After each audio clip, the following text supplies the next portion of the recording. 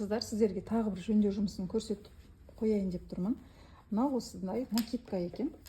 Ішінде көйлегі бар. Мына жерін қараңыздар, мына жерін жақындатып қарасақ, былай жыртылып қалған ғой. Бірдеме іліп кеткенін де білмейді, не істегенін білмейді. Сонымен не істедім? Ары бері көрдім, мына жерінде мынандай тігістер бар екен, тігем ба деп ойладым.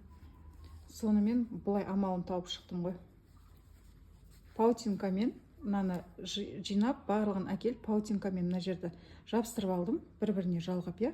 Одан кейін асты жағына мына өткендегіден қалған сетка бар екен, как раз түсі бәрі келіп тұр. Сол сетканы осылай паутинкамен жабыстырып қойдым. Қатты білінбейді. Енді ұқыптап киетін болса, біраз киюге жарайды. Мына жер енді қазір клеймен ұстап тұр. Ешқандай шығып, еш нәрсе болмайды. Міне кішкене бүйтіп тартып көрсем, нормально. Тіккеннен жақсы, міне. Осындайда варианттарын жасауға болады.